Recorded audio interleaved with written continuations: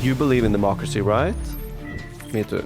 But what if the same words that built democracy now are the very words that break it? Free speech has always been our shield, but when it's used without understanding, it can quietly be turned into a weapon.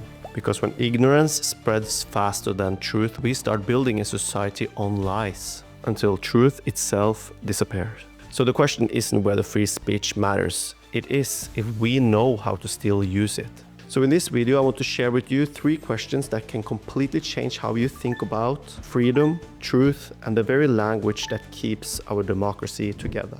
Free speech has always been a cornerstone of democracy, from the debates in the ancient Greeks to the words of the founding fathers in the United States. But today, it feels very different. It feels harder, it feels more divided, and honestly, I feel a bit scared about the way we're heading. Because democracy rests on one fragile idea, that the people's voice matters. Because in other systems, that voice disappears, and so does freedom. And sure, it might feel good for you if you agree with the ones in power, but what happens when you don't? And then your vote is gone, and your voice is silenced.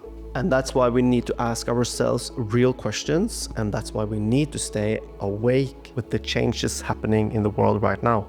On one side of free speech, there is absolute freedom, the belief that you can say anything, no matter how offensive, no matter the consequences. History reminds us of people like Martin Luther and his challenge to the church, and Voltaire's attack on kings and religion. Words that once was seen as dangerous, even offensive, but they cracked open the door for modern democracy. But history also reminds us of the other side of free speech, where words wound, divide, and even fuel violence. And because of that, there must be limits. Think of the Nazi propaganda in the 1930s. Words that didn't just offend, but incited hatred, mobilized violence, and paved the way for genocide.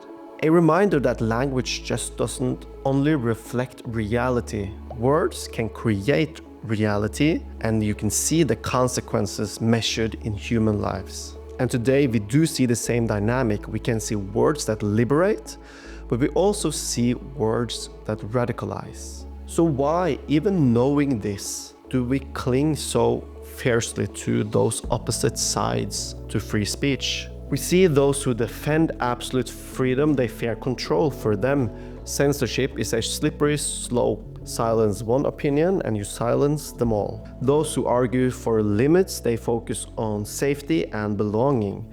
To them, words shape reality. They do spark action and sometimes, as we see, cause real harm. But then comes the trial of the middle ground. Who decides when free speech fuels violence and when it protects? Who carries the weights of those consequences? Because between fear of silence and fear of harm, our shared truth gets lost.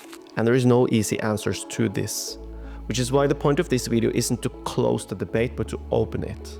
So here are 3 questions for you, questions that may change how you view free speech. I'll read them out to you loudly. Let me just sit up for this. So the question number 1 for you.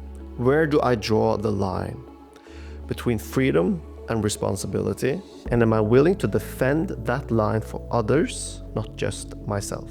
Question number 2. When do words turn into action? And am I ready for the human consequences when they do? And the last question, whose voice am I ignoring? And what does that silence cost us all? These aren't the questions to win an argument, but they are the questions to open one. And to this date, I do think opening up that argument and opening up that debate is really important. Because maybe the future of free speech isn't about who shouts the loudest, but who dares to listen. Because today, listening has become the rarest of speech.